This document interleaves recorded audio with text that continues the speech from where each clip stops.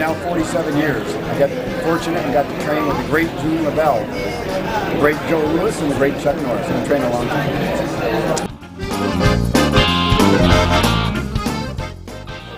Absolutely, any martial arts is effective. The styles are all great. It's a lot more important about the instructor who taught the style. And you had a bad instructor teaching you how to. Will a representative of the Anthony Burke demo team please come to the control booth? Representative of the Anthony Burke demo team, please come to the control booth. And I've been fortunate to train with great people, the same as Master Allen. Trained with great Hapkido instructors, and therefore he's a great martial artist.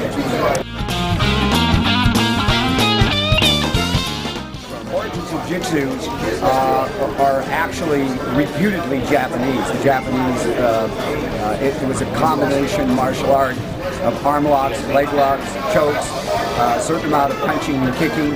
And Jigoro Kano, for example, was a Jiu-Jitsu master who devised Judo, or the gentle leg. Not so gentle, but it was gentle compared to the Jiu-Jitsu of the era. But Jiu-Jitsu is spread. You have Brazilian Jiu-Jitsu, you have a lot of different styles of Jiu-Jitsu, American Jiu-Jitsu.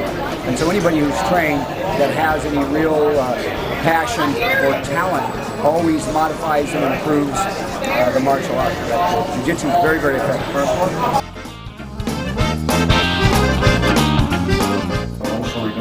Starting at 11 o'clock in Santa Luca will be Michelle the Mouse Crosby. At 11:20, Mr. John DeLuca will exit the main stage and go to the seminar room. We trained anywhere from at 11:40, a required 3 hours a day to 6 hours a day, Monday through Friday. And we just trained really hard. In Pageant A, Mr. George Gilbert. An old school teacher, and he doesn't play a lot of games. At 11:15 in Pageant Room B/C.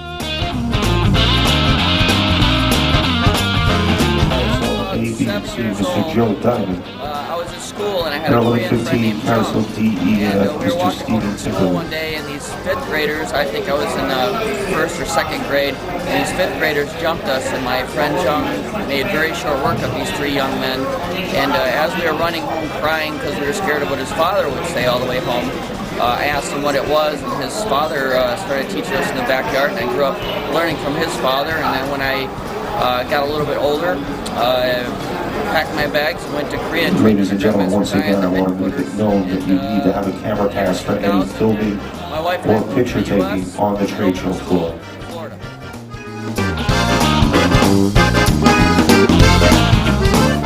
It's an excellent martial art. Of course, that's biased, but Aiki Jiu-Jitsu and Jiu-Jitsu are the styles that that I grew up doing through the Hapkido system, and it's something that I believe that a martial artist doesn't really pick the martial art picks them, I think, and your personality fits where you should be in the martial arts. I think that kind of scripts your life. Everybody kind of has a destiny, I guess. I've known Mr. Wall for a few years, and when I moved to the States, I was pretty much a nobody, and Mr. Wall saw my talent and heard about me, and they flew me out to California and for a week, and asked me to do a few things, and so I did. And Mr. Wall said,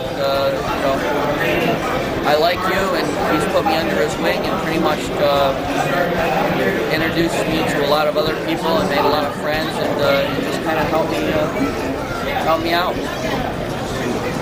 He's like a father to me, I guess. And old enough to be too.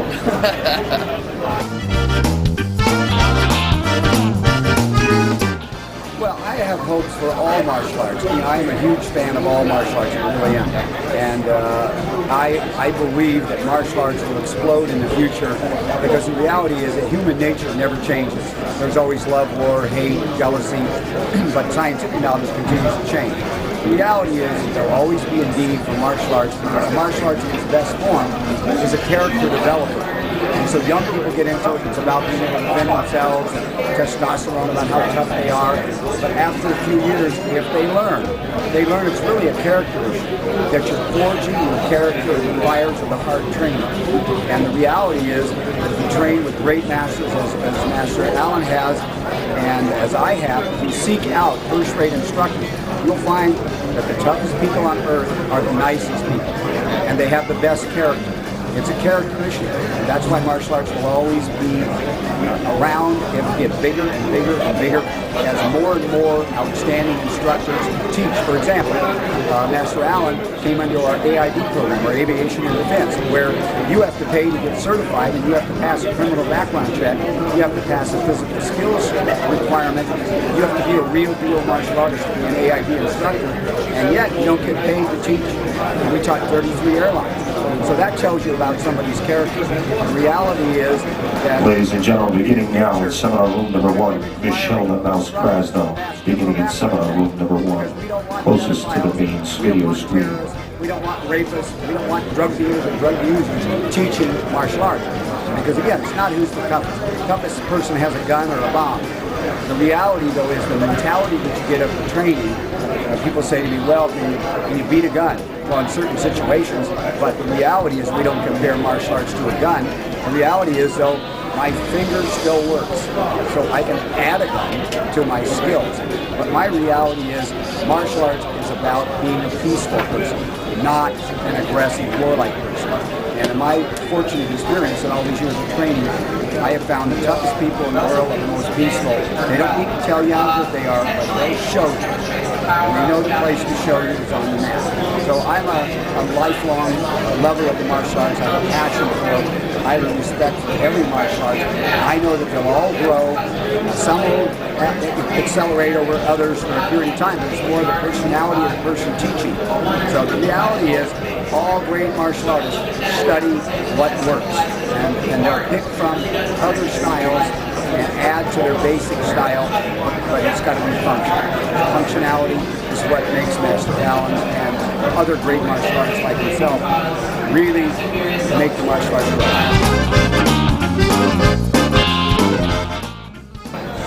Jiu-Jitsu to Hapkido, there's not a big difference in the style that we teach. There's a lot of different styles of Hapkido. There's a lot of different styles of Jiu-Jitsu. I think the style that's being taught directly is a response to the instructor's personality. Some instructors teach harder, some instructors teach softer. It just depends on the instructor. So, in contrast to Jiu-Jitsu and Hapkido, I know that the techniques are the same way that the joints only move a certain way, in any human body. So, you can only do the techniques one way, and that's the right way. If you don't do them the right way, not only you're wasting your time, you're wasting your students' time, and you're not really teaching an effective art. It's like trying to drive a car with no gasoline. It looks good, but there's no power.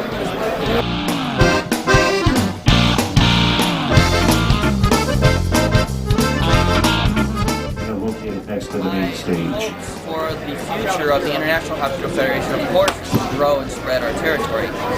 For Hapkido in general, of course, we wanted to unify and work together and to really help each other.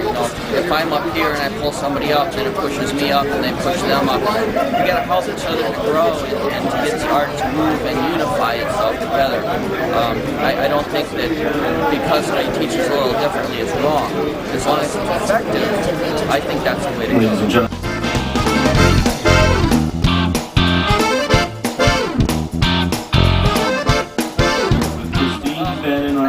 About to begin in 40 minutes. Taking a Hapkido school, but if you go into the school and you ask the instructor and you grab the instructor and they do the technique on you and it feels right because it hurts like it's supposed to, it's effective, it's a good school. But I think there's a lot of people out there that are very good instructors, and it's no different. It's like hiring a contracting company. Some contractors build better houses because they have their heart in it. As long as the instructor has their heart in the art and their whole focus is the art and not themselves, then it makes it a great martial art.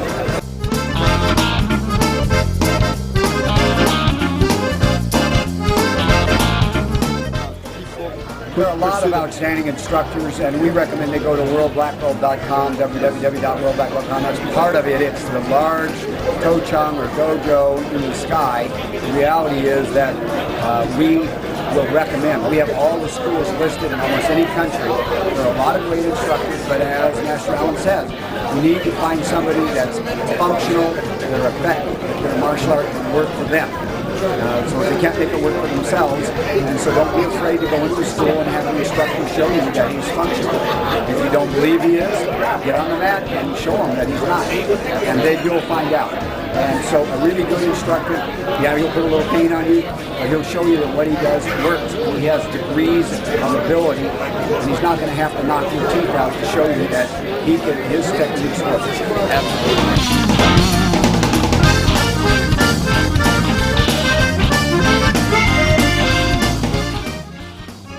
I think the best way for us all to get together and really work together, one of those ways is through World Black Belt. And the reason that we all get together in www.worldblackbelt.com is you get to see people, you get to meet people, you get to talk to people that have the experience. If you need help, you can email people through World Black Belt as a member and get advice and help and things like that.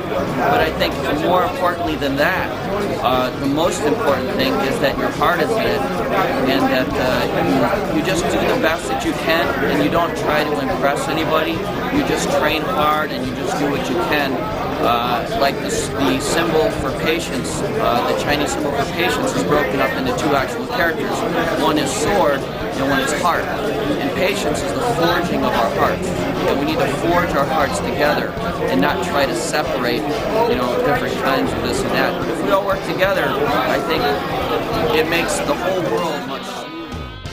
Yeah, I would say that I want to thank all the great instructors that are out there who have a passion for the arts, who understand that it's a character issue, that are constantly growing themselves so that they can transfer to these students not only the effective skills, but the skills to deal with people in a reasonable, honorable, lawful fashion. That objectively you want to become a good citizen of whatever country, and then you want to be a good citizen of the world. And it means that we don't have bias. We don't have bias about styles. We don't have bias about race. We have an understanding that we all came from Adam and Eve, and so we're all coming from the same genealogy. Therefore, we should respect each other. And martial arts at its best is when you've got a person of good character that respects up and down. They respect their students below them. They respect. Ladies and gentlemen, now making his way to the main stage, the Cave Master, Mr. Mark Shuey. You've done a great job, and I commend